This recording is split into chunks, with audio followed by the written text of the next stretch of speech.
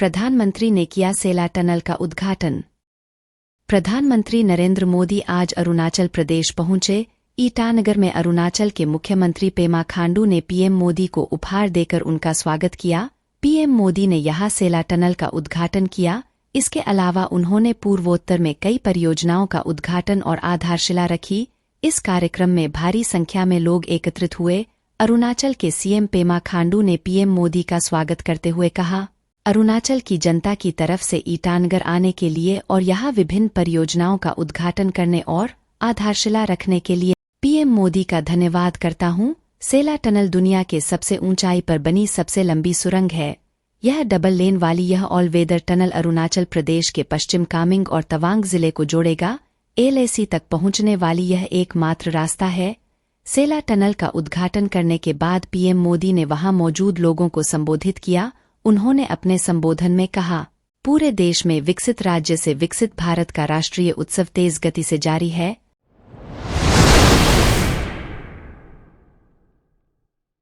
विदेश मंत्री का जापान का दौरा अहम।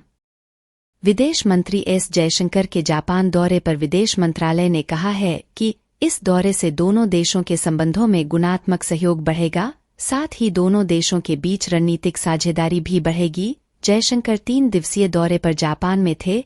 अपने दौरे में जयशंकर ने जापान के पीएम फुमियो किशिदा से मुलाकात की।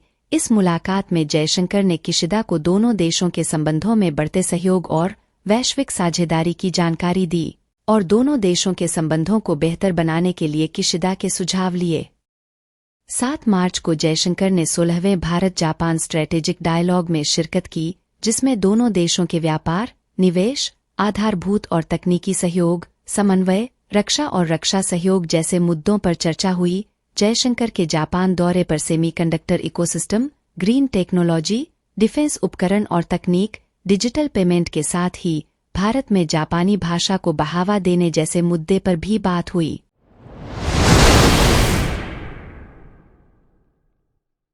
किसानों ने दी सरकार को चेतावनी। पंजाब हरियाणा शंभू बॉर्डर पर 13 फरवरी से किसान आंदोलन लगातार जारी है। शुक्रवार को शंभू सीमा पर महिला दिवस मनाया गया। महिला दिवस पर मंच की कमान महिलाओं के हाथों में रही। मंच संचालन भारतीय किसान यूनियन क्रांतिकारी की नेता सुखविंदर कौर ने किया। महिलाओं ने सुबह से शाम तक किसानों को संबोधित किया। महिलाएं हाथों में झंडे लिए अपने बच्चों और लड़कियों को भी साथ लेकर पहुंचीं।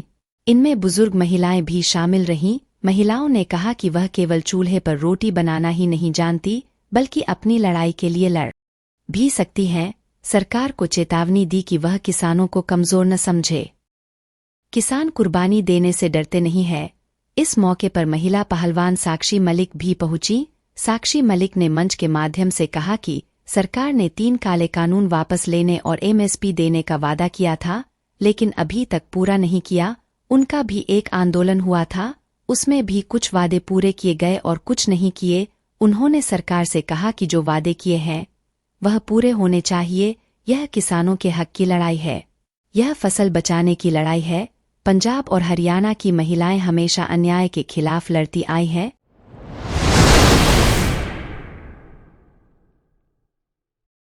अधिकारी प्रशिक्षण अकादमी में सफलतापूर्वक ट्रेनिंग पूरा करने के बाद 184 अधिकारी कैडेट और 36 महिला कैडेट को शनिवार को भारतीय सेना के विभिन्न अंगों और सेवाओं में शामिल किया गया।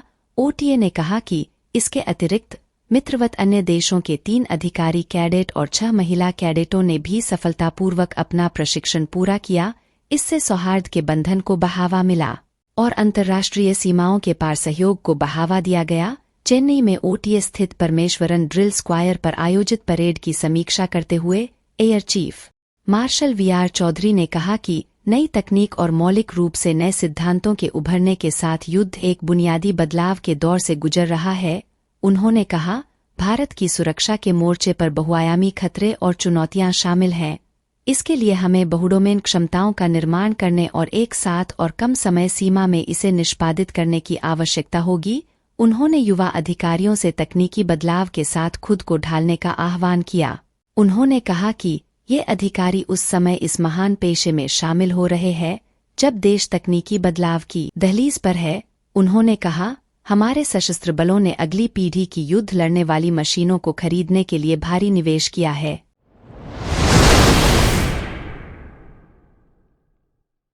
अकेले लोकसभा चुनाव लड़ेंगी मायावती। बहुजन समाज पार्टी की अध्यक्ष मायावती ने आगामी लोकसभा चुनाव को लेकर बड़ी घोषणा की है।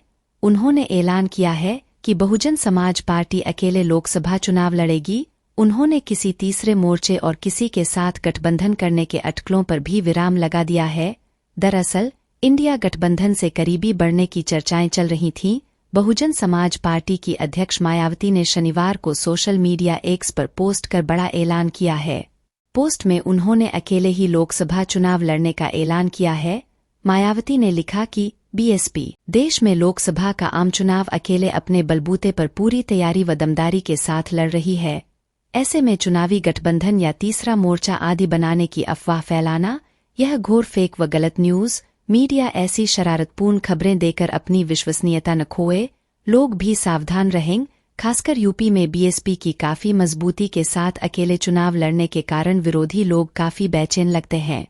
इसीलिए ये आए दिन किस्म किस्म की अफवाहें फैलाकर लोगों को गुमराह करने का प्रयास करते रहते हैं।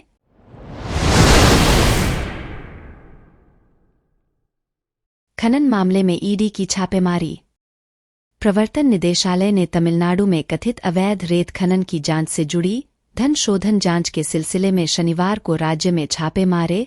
सूत्रों ने बताया कि लॉटरी किंग सैंटियागो मार्टिन के दामाद आधव अर्जुन के चेन्नई और कोयम्बटूर स्थित कुछ परिसरों की तलाशी ली जा रही है।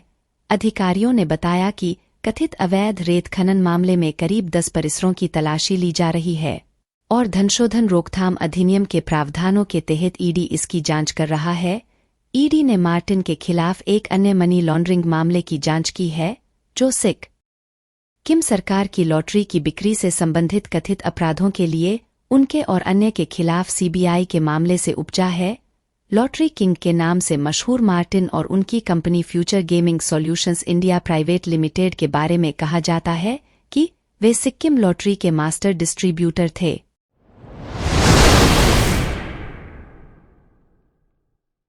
मंत्रालय के पुराने भवन में लगी भीषण आग। भोपाल में मंत्रालय की पुरानी बिल्डिंग की तीसरी मंजिल पर शनिवार सुबह आग लग गई। तेज हवा के कारण तेजी से फैली आग देखते ही देखते चौथी, 5वीं और 6वीं मंजिल पर भी पहुंच गई। शनिवार सुबह 9 बजे मंत्रालय के गेट नंबर 5 और 6 के मध्य सफाई कर रहे कर्मचारियों ने मंत्रालय की पुरानी बिल्डिंग की तीसरी मंजिल से धुआं उठता देख सुरक्षाकर्मियों को सूचना दी। इसके बाद दमकल और पुलिसकर्मी मौके पर पहुंचे।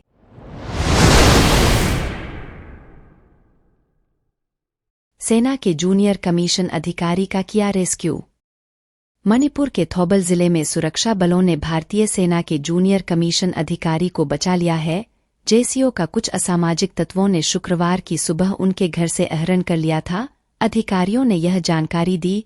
उन्होंने बताया कि जेसीओ की पहचान चरंगपत ममांग लेइकाई निवासी कोंसम खेरा सिंह के रूप में हुई है। कोंसम खेरा सिंह शुक्रवार को छुट्टी पर थे। कुछ लोग सुबह 9 बजे उनके घर में घुस गए और उन्हें एक वाहन में ले गए थे। अधिकारियों ने बताया था कि अपहरण क्यों किया गया है, इसकी वजह का पता नहीं चल पाया।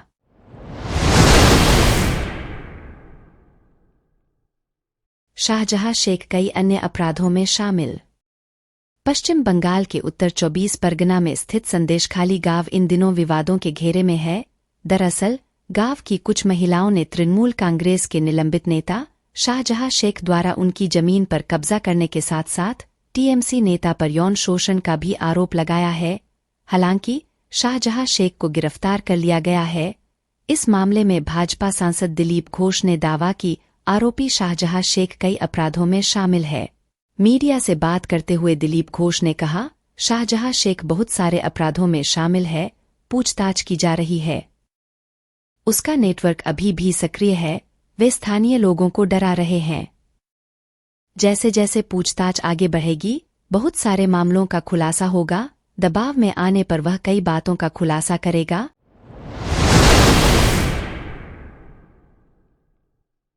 जैव विविधता के लिए घातक है रूस यूक्रेन युद्ध।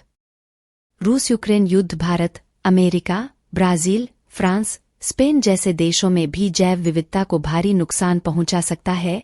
इस चिंता का खुलासा एक अध्ययन में किया गया है। शोधकर्ताओं के अनुसार यह संघर्ष वैश्विक खाद्य प्रणालियों को प्रभावित कर रहा है। अध्ययन में सामने आया है कि रूस यूक्रेन से खाद्य निर्यात बंद होने से अन्य देशों में किसानों पर दबाव बढ़ा है।